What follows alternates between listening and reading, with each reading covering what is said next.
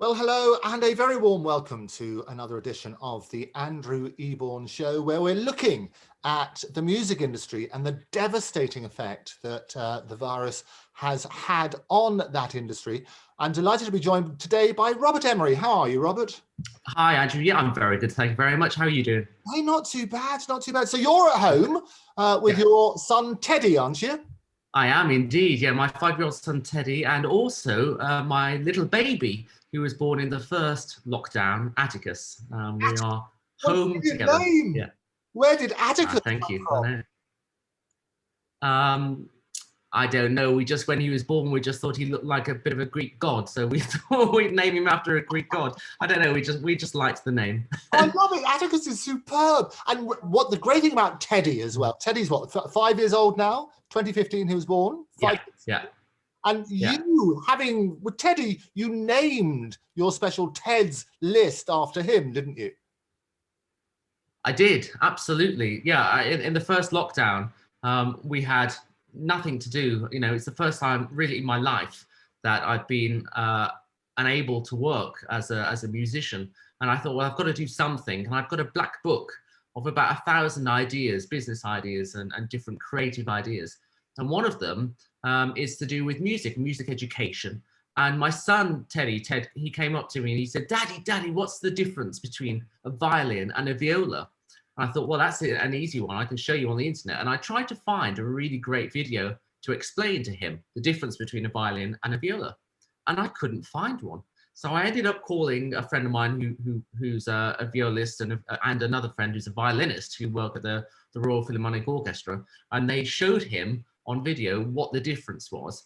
And it hit me, you know, in my black book, there is this crazy idea of creating, if you like, the world's best resource for music education, musical instruments, anything you need to know about the world of music and learning about it. And I thought that's what I'm going to do during the first lockdown. So we built Ted's List, teds-list.com, and it took the whole of the first lockdown to build, and we're now up and running. Oh, no, I love it. And you can go in, as you say, you find every possible instrument. It tells you all about it. You get little video clips about people and explaining it. And what I love about it is accessible to everybody. So Teddy's about your sort of age when you started. You were about 7 years old, weren't you, when you started? You've done your homework, haven't you, Andrew? No yes, I was exactly 7 years old. I am the world expert on Robert Emery, I can tell you. It's got to be good. Oh, poor you. Poor you. Well, you've got to do it. That's the great thing about lockdown. You can immerse yourself in all sorts of information. I've listened to every interview that you've done. I've heard every quote that you've done, every statistic you've quoted. And what I also love is that you went next door. I'm based at Harley House, which is right next door to the Royal Academy of Music, where you spent a little bit of time as well. So a glorious time. But you started as a kid at 7 years old, your first performance. Tell me about that. Yeah, I started playing the piano, you know, back in the day, we had the family piano. It was my mum's piano when she was a girl, and I think it was probably my grandmother's piano as well. And so we had this family piano, horrible thing, out of tune, ivory keys, nasty piano. But hey, it sat there for years in our house. And as a 7-year-old kid, one of the really big events that we had as a family every single week was watching Top of the Pops. You remember those days where it was like the thing to do. And so we used to watch that. And whatever was number one in Top of the Pops, I used to then go over to the piano and would just play it. And I guess my parents sort of saw that and went, well, okay, he clearly can play the piano without having any training, so perhaps we should better get him some lessons. So off I went down to the local piano lady and had a few lessons. And then before you knew it, I was enrolled into the conservatoire in Birmingham, which is where I grew up. And then before you knew that, then I was moving down to London and studying piano. So it's crazy how it all started just from me playing a Top of the Pops tune. And they love it. And my good chum, probably Mike Reed, was probably on air at that sort of time as you were watching the different things as well. And you're right, it's that passion for music. If you immerse someone and you have these great teachers from an early age, that sort of enthusiasm is infectious. Do you remember the name of your music teacher? Yeah, I do. Yeah, absolutely. Well, the person who inspired me the most when I was that young was actually my school teacher, not my piano teacher. My school teacher was a lady called Mrs. Davenhill, June Davenhill. I remember her. She's still with us, bless her. And she's a fantastic lady. I still know her. We still speak occasionally.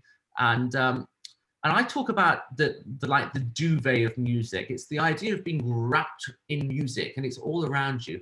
And I was lucky enough that in my day, when I was in primary school, you know, we had music lessons once or twice a week. We had musical instruments in the school. Pretty much every child played an instrument to some bad standard or another.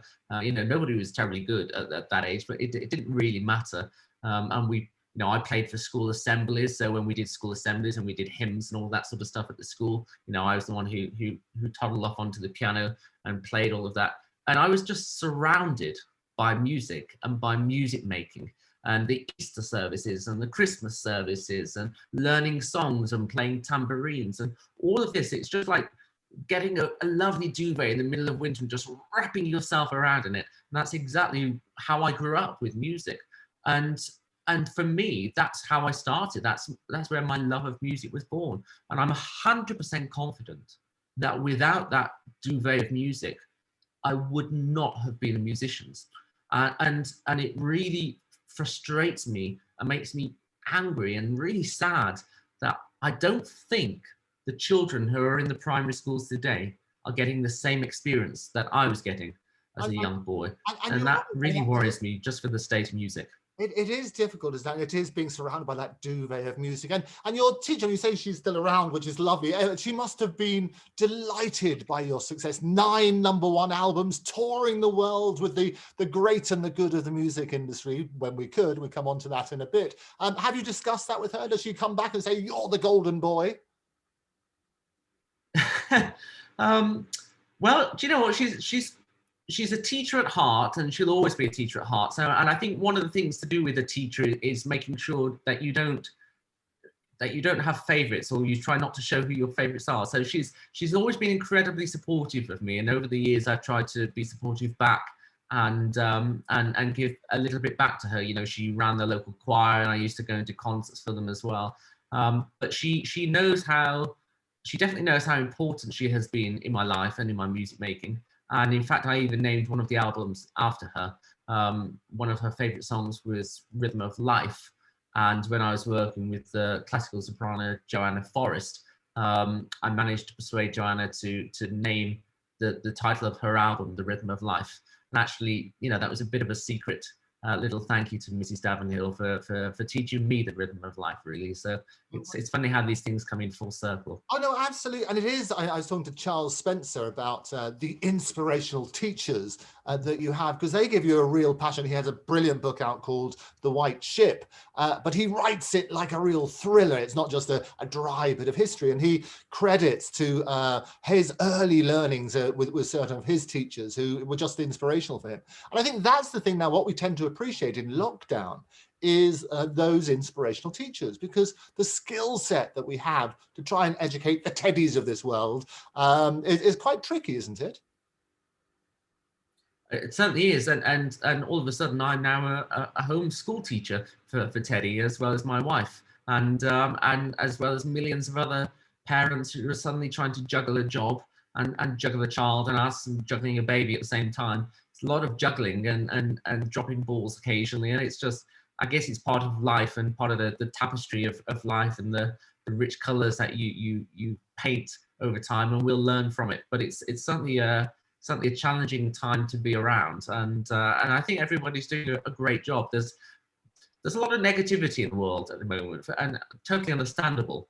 But I think one of the things that we forget to talk about is the positivity that is in this world, and that is the communities coming together, the people trying to help each other out.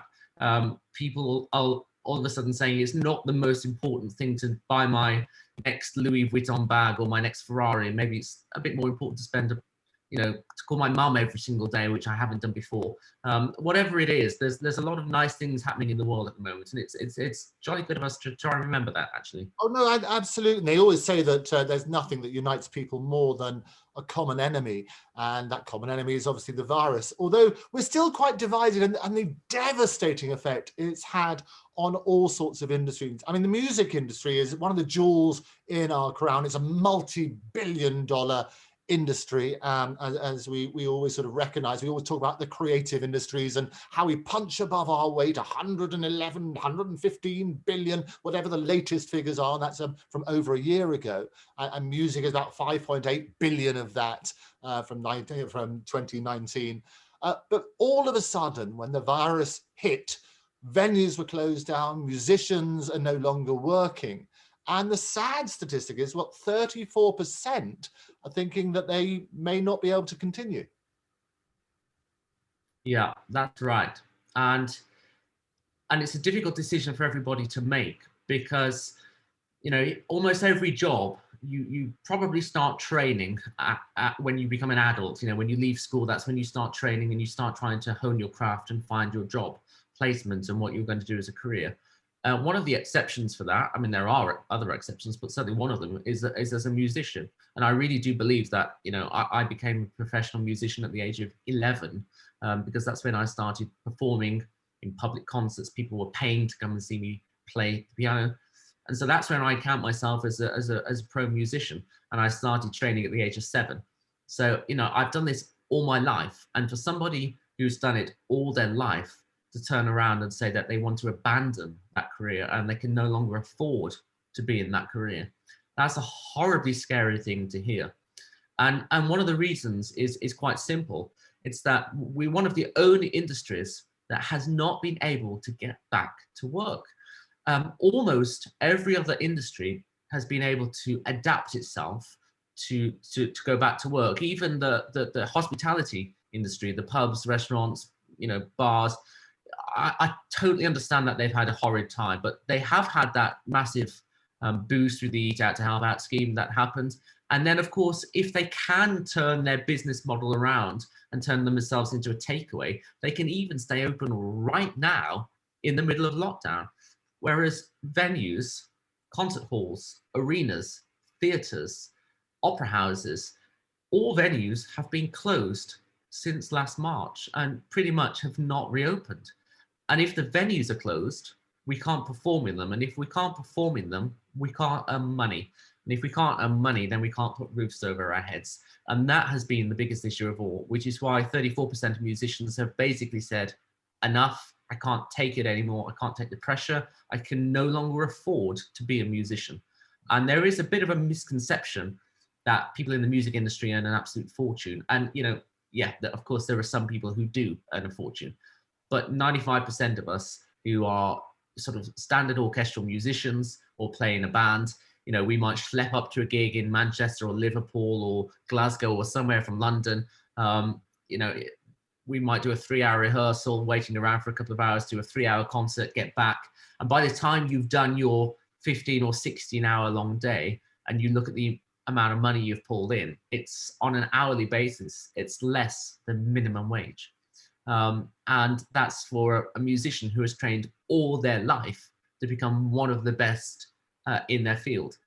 So it's definitely, we don't do it for the money, that's for sure. And for people to say they can no longer afford to be a musician and to leave, it's pretty devastating. Oh, no, it's totally devastating. And it's not just, as you say, the musicians themselves, but there's a whole knock-on effect, because there's the roadies, the tech side, the people who are doing the concessions, and all of that needs to look at. We always profess, and you'll hear all the politicians talking about the creative industries being our jewel in our crown, but we need to look after them. And I think it's worth drilling down into that, because you yourself, you were about to go on in March. You had several dates lined up all the way through 2020 and all the way through to 2021.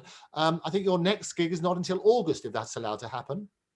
Yeah, and actually that's just been pulled. Pulled as well. Oh. Yeah, I know. And what's even more scary, I suppose, is I'm kind of getting used to these things. When I get the phone call saying, yeah, that's not going to happen, I kind of go, well, okay, what a surprise, move on. it seems to sort of, it's a bit water off a duck's back now, and that's also a scary thought. And I was supposed to jet off to America. I mean, literally 2 days after lockdown, I was supposed to be on a plane off to America, and I was supposed to be there until a week before my son was due to be born.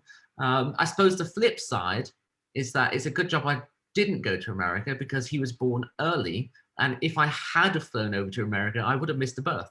So there is always a positive spin on this, that I was around to see Atticus come into this world. But it's all gone. I dare say it'll come back in the future, but for the moment, nothing is scheduled. I literally do not have a single concert in the diary now. It's all gone. Yeah, and I know many musicians who've been on the show as well are saying the same sort of thing, of everything from the very top names to, as you say, lots of jobbing musicians. But you're doing something about it to support musicians whose income has been sort of ripped away from them. Tell me about that initiative. Yeah, as inductor, I get to work with probably about 1,000 or so, maybe a few more musicians every year. And that's one of the best things about being me and my job, is that I get to work with so many different people, and I get to give a lot of work out to people. And so it's not uncommon for a musician to write to me, or to call me and say, have you got any work lined up? Is there anything I can be involved in? And in the middle of the first lockdown, I had a lot of people, of course, write to me begging me for work, and I couldn't oblige. And I thought, this is crazy. And I was just starting the TED's List website, as I was talking to you about earlier on. And I thought, this is mad. I'm trying to create this website which has got experts in their chosen instruments talking about things. And then on the other hand, I've got all of these people who are desperate for work and not sure where they can earn any money in the music business. And I thought, why don't I try and link up the two? And so I actually set up a charity. I set up a charity called getmusiciansworking.org. And that charity is there to help give grants and donations to the people, the struggling musicians who desperately need it.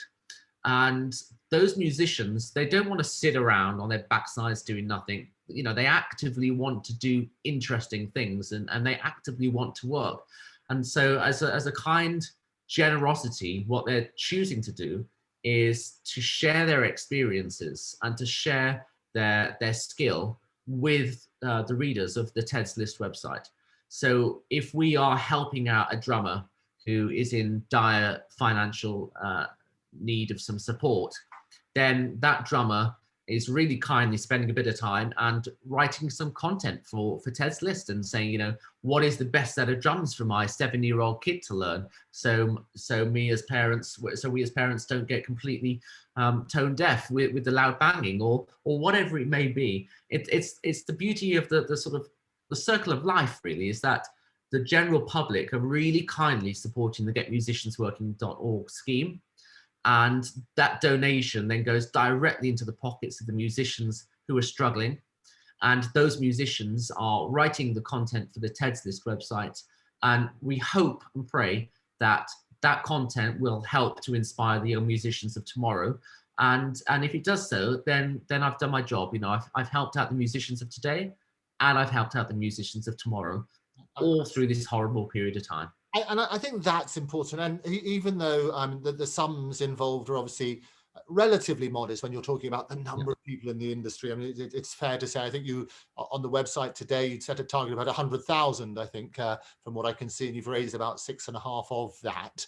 After this program, it will be coming flooding in. But the point is to raise awareness. And I love the concept about TED's List. There's a parent myself who have very musical children. Say we live next door to the Royal Academy as well. Having that sort of side and that sort of inspiration is really important.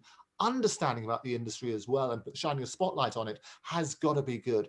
But the government, do you think they've done enough for musicians? No. Why am I surprised by your answer? It's the short answer. Because what they will say, and I always like to balance an argument. So we would normally have somebody here from the culture department or whatever, and they would say, well, we've had the culture recovery fund of, what was it, 1.57 billion was given to, we recognize how important the creative arts are. What should they have done which they haven't done? Well, first of all, I've actually had MPs phone me up and discuss this with me. And I've had really quite intense conversations with them about this very fact. I'm not the sort of person who goes on television government bashing. It's just not my style. I think it must be incredibly difficult to be in power right now. It must be incredibly difficult to balance this act. And there is no circumstance where everybody is catered for to what they need. It's just not possible, for the human race to do that. So there's always going to be winners. There's always going to be losers, and I'm totally aware of that. I'm also totally aware that music is an important industry for several reasons. You mentioned a while ago it's worth £5.8 billion in 2019. Well, it is. It was also the fastest growing industry of 2019. And not only that, it's 10 times bigger than the fishing industry, which is worth about 466 million. In fact, so more than 10 times bigger. And when you're talking about how much time and energy and resources the government put into discussing the fishing industry and how our waters are so important to our sovereignty over the Brexit negotiations, I do ask myself, if the fishing industry is worth 466 million and the music industry is worth 5.8 billion, are the government spending 10 times more trying to figure out how to make sure that the music industry thrives and survives? And the answer is no, they are not. And I think one of the reasons you make an interesting point, Robert, but I think also, to be fair, the fishing industry would say that they haven't been well looked after either, and there's all sorts of uproar about that. I think the important thing is to shine the spotlight, say, look, what can be done, because it's all right saying about these sort of things, because the other issue about musicians is recognizing, as you say, a lot of it's feast or famine. It's hand to mouth they live. They're not all swimming in the millions. They're not all the big stars at the front of the stage, and even those big stars are suffering because they have expenses and so on and so forth. If they're not on the road, those expenses still keep coming in, and they've got things to support. But the reality is that when we get out of this pandemic, the other thing you have to try and do is go on tour. And the latest issue at the moment is about the visa and what's going to happen about performing in Europe. Talk to me about that. Yeah, well, that's it's the perfect storm, really. This whole situation is the perfect storm. And I don't know what's happened. There was a rumor going around that the government were offered something by Brussels for musicians, and that the British government turned it down. I've been told unequivocally privately by a member of parliament that is not correct. I don't have any evidence to substantiate that. But what is clear is that the music industry is suffering massively from COVID, and it will continue to suffer due to the Brexit issue, well long after, hopefully, COVID has been done and dusted, unless there is some sort of solution. And everybody has to understand, as jobbing musicians, one of the things that we have to do is tour. People don't come to my house to have a concert. I have to go to them and to their venue, their local venue, to do a concert.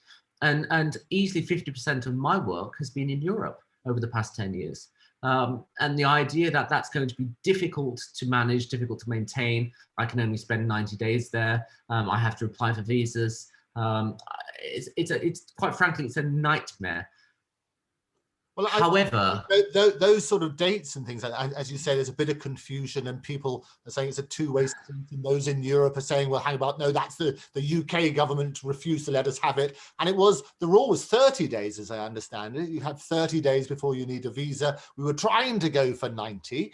And that was that. And they were going to push harder, apparently. But you're right. All these little rumor mills and everything else. And there's somebody who spoke to somebody in somewhere, a private conversation somewhere, just be clear. If people Yeah. understand in reality, this is what we need. We need a cultural visa, if you like. We need to be able to travel in order to earn money. And by way of example, your We Will Rock You, fantastic thing, would have been on tour. Give me an example of how that tour would have worked. So it's not just 30 days. Talk to me about what that tour would have been. So, you know, a production like Rocky would go out and maybe it's very expensive to move these things around. You know, you've got trucks and trucks and trucks, and you've got hundreds of people working on these shows. So economically wise, you tend to go and find a venue, and then you tend to sit in that venue for a while, and then you're transported and moved to another venue. And when you're doing that in the UK, then you know, you might stay at a venue for 2 or 3 weeks, because the distance between venue to venue is relatively short. But when you're taking it on tour across Europe or somewhere, then of course the distances are infinitely greater, and therefore you tend to try and sit in those venues for longer. And the visa issues that have been thrown up due to the Brexit negotiations, it's going to cause problems. I've got absolutely no shadow of a doubt it's going to cause problems. However, I've got faith that we're going to sort this out. I feel slightly sympathetic, only slightly, but slightly sympathetic to the fact that all of this is happening at once for the government. I know that Brexit has gone on for donkey's years now in the negotiations, but the real fine-tuning of everything and getting something sorted has gone on at the same time as COVID. It's gone on at the same time as, you know, the economy collapsing. So I've got faith that when there is a bit of air and people have a bit of time to think calmly and logically, that we will have something which will work for British musicians, because, you know, the Europeans want it too. There's a reason why I work 50% in Europe, and that's because there are not many people who are based in Europe who can do what I do to the standard that I do it, which is why they pull me over. And so I've got faith that that request, that need won't disappear overnight just because of some piece of paper.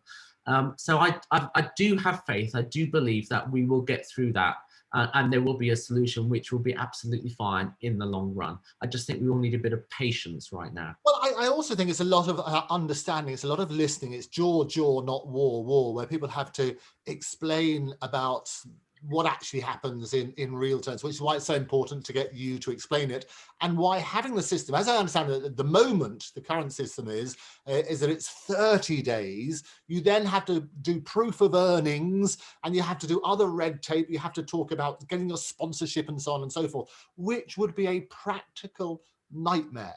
And if we want to try and work out other musicians in Europe, and it obviously has to work both ways, if you talk about it and come to an agreement, so the industry, because what tends to happen is people get so up here and the politicians get so defensive and they throw in everything and nobody listens to anybody and they just scream at each other on television and that's it.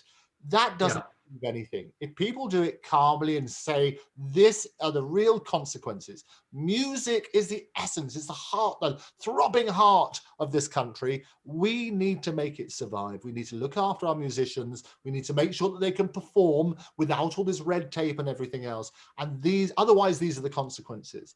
And if they do it as calmly and as logically as you're helping to do, that's got to put us in a better position, doesn't it? Well, I hope so. And you know what? In fairness to the MP, one of the MPs who I spoke with privately, and he said to me, it doesn't help creating demonstrations in relation to these matters, because the people tend to just put up their metaphorical brick wall in front of them and just go, no, I'm not dealing with that. You know, everything's so hostile.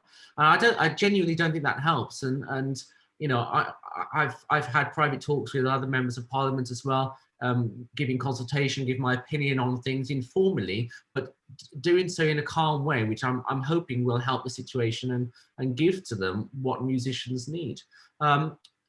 Going back to the fishery issue for a second, the 466 million. I mean, you're right to say that it's difficult to compare apple with pears.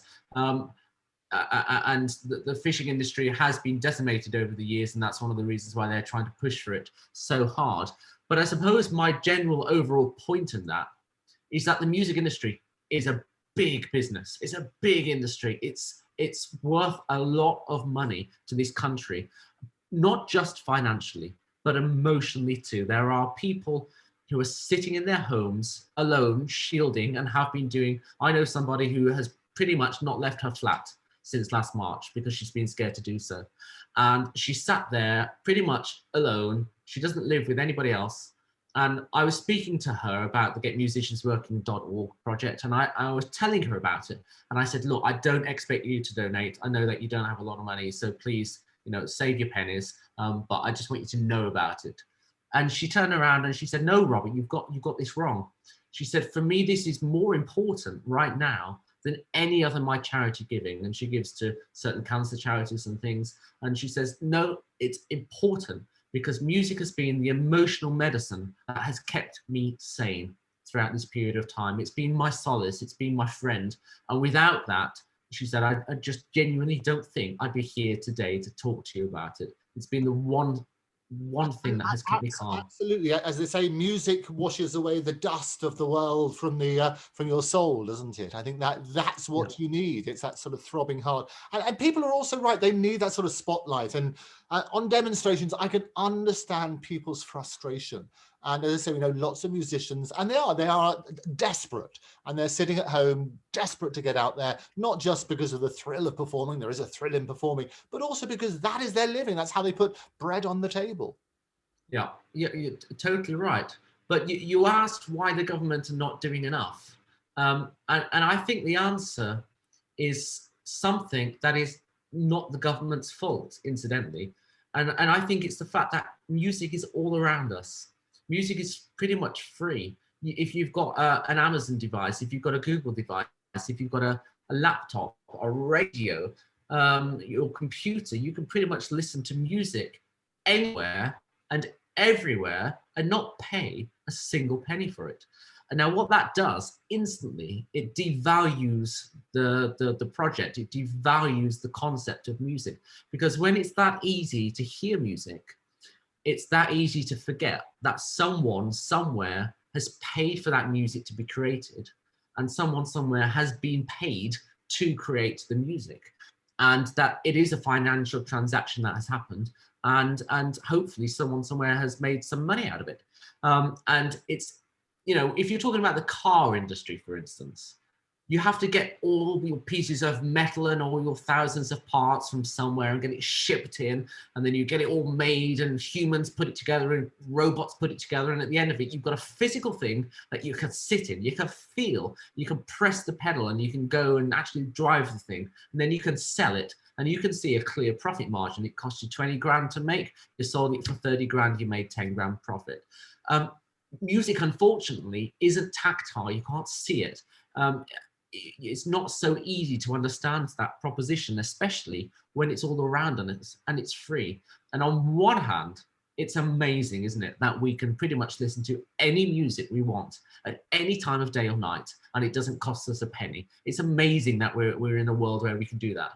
But on the other hand, for the musicians themselves who actually earn the money from that making of music, and for the people who are producing that music and having to spend the money, it makes life a lot more tricky. And I think that's where one of the issues is with the government, is to try and identify that music is still an industry, it's still a business, it's not something, it is something that can be heard for free, but that's not the essence of it.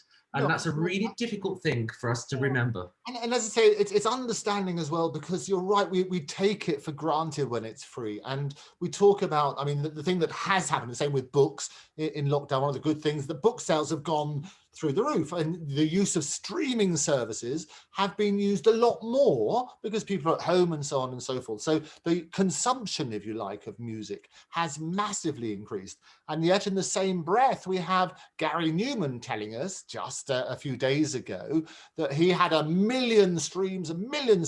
He looked at his rainforest of papers going through all these different streams, and at the end he got 37 pounds. 37 pounds for a million streams. That can't be right, can it?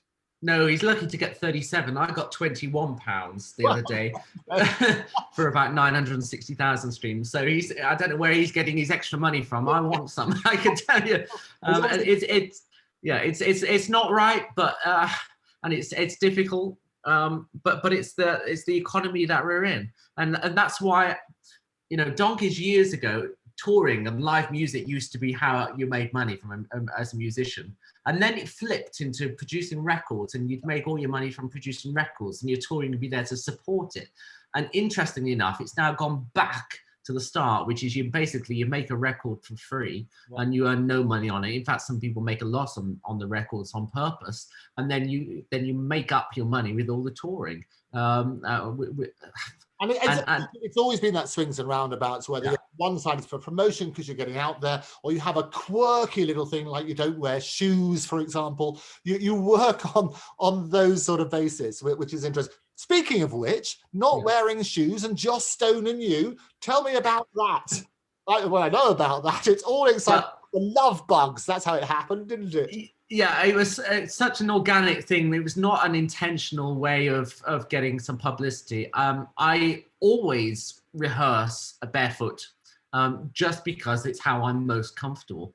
And there's no issue with that. You know, lots of people sit down on their chairs playing their fiddles and they kick off their shoes and relax. And I was about to go on stage in Switzerland with a band called the Love Bugs, and we were doing this sort of crossover thing where it was sort of music fusion. Yes, back in 2010, yes, you know, when I was a bit younger, footloose and fancy free, and I was about to go on the stage, and the promoter who was at the side of the stage, he stopped me. He said, "Rob, what on earth are you doing?" I said, "Well, I'm about to go on stage." He said, "No, you're wearing shoes." I said, "Yeah, because I'm wearing shoes. I'm about to go on stage and conduct a symphony orchestra with a rock band." He said, No. He said, "If you're most comfortable being barefoot, then get those shoes off right now." So I thought, why not? So I took them off. I took my socks off. I ran on the stage barefoot, had the biggest applause of my career so far up to that date. And the next morning in the Zurich Times, there was just a photograph of my feet, nothing else, with the slogan, you know, conductor barefoot in Zurich. And that was it. And ever since then, I've preferred to do that if I'm allowed. There are a lot of promoters and producers who don't like it. And so I respect them for that. And I have to don the occasional appropriate footwear. But if I have a choice, then I always go on stage barefoot now. Which is one, and so Joss Stone and you basically are the barefooted ones. I think Marianne Faithfull occasionally. There are quite a few people who wouldn't wear. Sandy Shaw, I think, was another person who wouldn't get a shoe sponsor. I think a number of these people work on that sort of basis. But the other thing as well, which is great about it, is that it makes it accessible. It doesn't matter if something's quirky, like Nigel Kennedy, you know, be the punk person who introduces people to violin or whatever, be the conductor where people start talking. Because that particular concert, you had a really wide age group, didn't you? From pre-teens all the way up to octogenarians. Yes.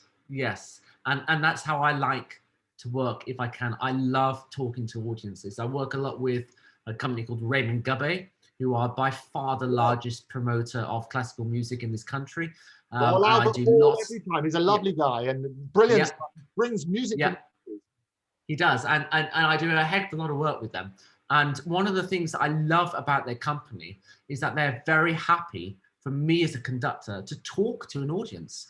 And believe it or not, I love it. I find that such an important thing, to be able to talk to an audience and tell them about the music, tell them the crazy stories of the composers or the performers. And it's a thrill to be able to do that. And, you know, a lot of musicians, a lot of conductors shy away from that. And that's fair enough, you know. But for me, it's something I've done since I was really young. I mean, I remember when I was about 10 years old, I was doing a concert, and I was talking about a technique within a piece of Ravel or Debussy or something, which used the middle pedal. And I was trying to explain what the middle pedal on the piano does.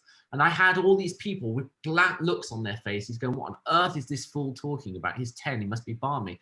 I thought, well, sod this for a lark. So I took apart the piano in front of the audience. I took the cover off, I took the lid off, I opened everything out, I took some keys out so I could demonstrate how the piano worked and how it was relevant to the piece of music I was playing. And they loved it. And then I played the piece of music for them, and it made the world of difference for them to understand about the music. And so the idea of communication is such an important thing in the world of classical music. And there's no reason on this earth why we shouldn't be talking about these amazing amazing stories. No, absolutely. And it's just basically demystifying it, if you like. There's no, because there's, like most things in the art, there's a lot of the pretentious side, which is just a big turn off for a lot of people. People like think they cannot touch it because it's not for us, it's too precious.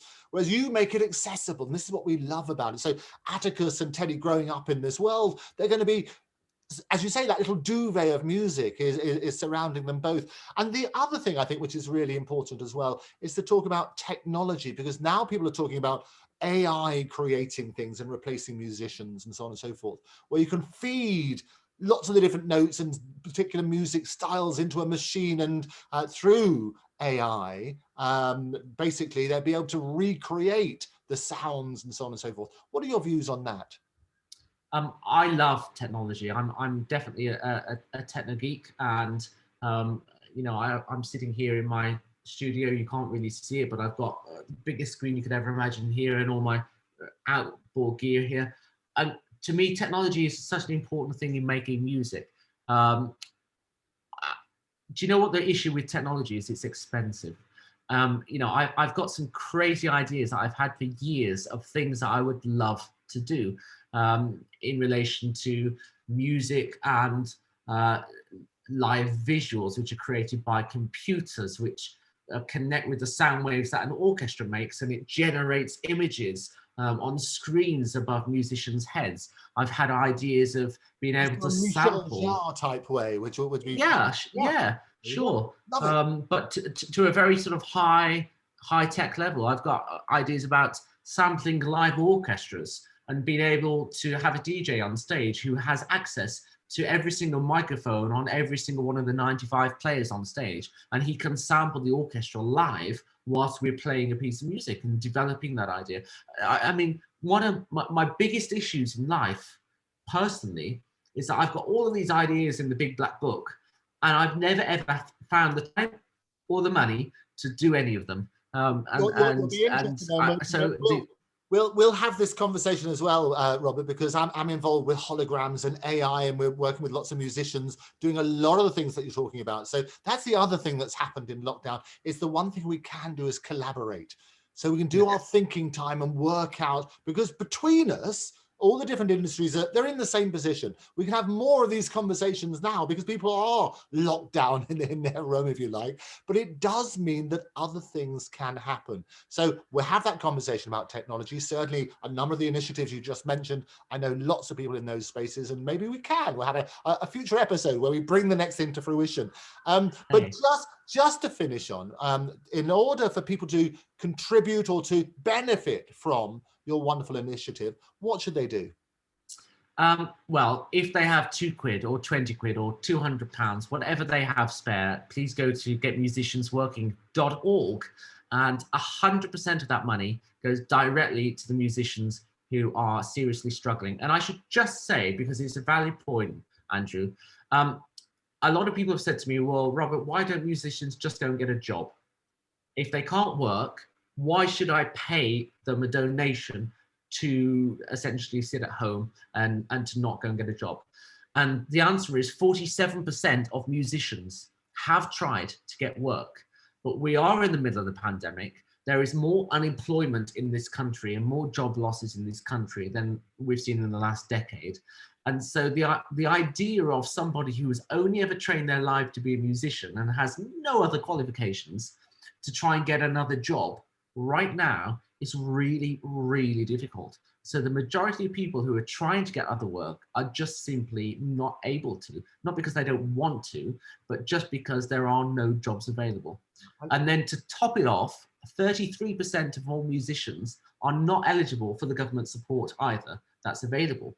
So that means 33% of musicians are have not been able to earn a single penny since March of last year and have had no government assistance.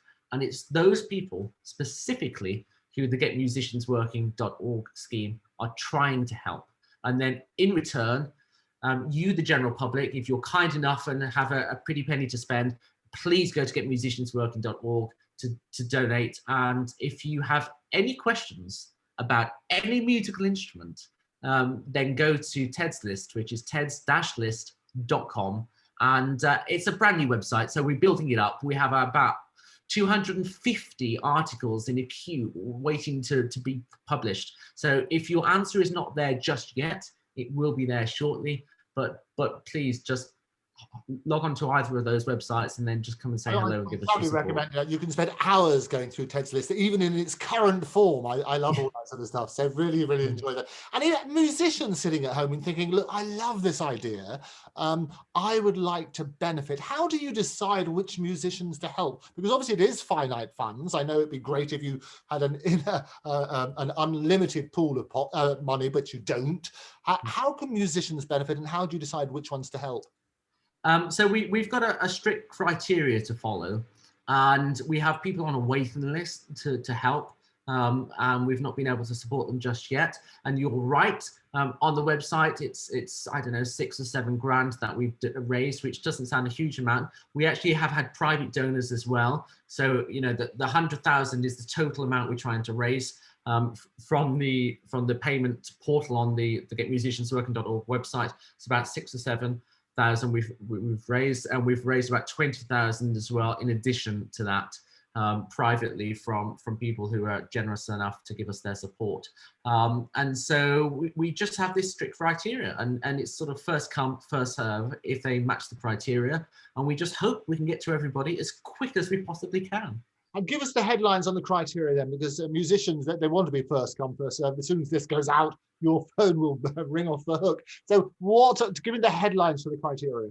So they, first of all, they need to be one of the 33% who have not had any support from the government. Secondly, they need to be a professional musician. It doesn't matter what instrument they play. It could be rock related, pop related, or classical related. We're not instrumentist here. But as long as they are a pro musician, and what that means is that they earn their sole income from performing music. And so those are the two first criteria to hurdle over and jump over. And then once they've got over those two criteria, then there's a few other bits and bobs to go through. And then if they pass those other little bits and bobs, then they form part of the list. And so far, I think we've helped about 125 musicians. And I'm thrilled at that. And that means 125 musicians who hopefully have enjoyed, you know, getting a grant from us and creating some content for Ted's list. Oh, absolutely. And 125 musicians. I've seen the feedback from some of the musicians that you have helped, and it's been tremendous. And across the board, a whole orchestra of people that you have helped on that sort of stuff. And what we'll do, we'll get you back. We'll have updates every now and again, see how you're doing. Maybe come back with some of the people you helped, which would be wonderful. But one final thing then, you've done, Teddy has got Ted's list. What's Atticus going to get? Well, we've been laughing and joking about this. It doesn't quite have the same ring to it, Atticus's list. So I think, you know, him being a little Greek god, I think he's probably got enough in his life at the moment. So we'll wait and see. Very good. Well, I'll hold you to that one as well. We'll follow Atticus's progress as well. But for now, Robert, thank you so much for being my guest. Hey, thanks, Andrew. Thank you so much. Cheers. All the best. Take care. Bye-bye. Bye-bye. So thank you again to Robert Emery for being my guest today. Get musicians working, absolutely. What I love, Atticus Finch, of course, in To Kill a Mockingbird, another appropriate reference. Do not kill that songbird. Musicians, the heart and soul of our country. We need to recognize musicians, recognize the contribution that they make, and do what we can. We will be getting Robert back. We're going to find out more about how he gets on with his homeschooling and these fantastic projects. And we'll find one for Atticus as well, because Teddy has got Ted's list, which we love. If you'd like to be a guest on the Andrew Eborn Show, write to me at guests@octopustv.com. Don't forget to subscribe on all of the usual platforms, including YouTube and Daily Motion. You can follow me at Andrew Eborn, at Octopus TV, at Stellar TV 4. But for now, thank you very much for joining me. I will see you next time. Bye-bye.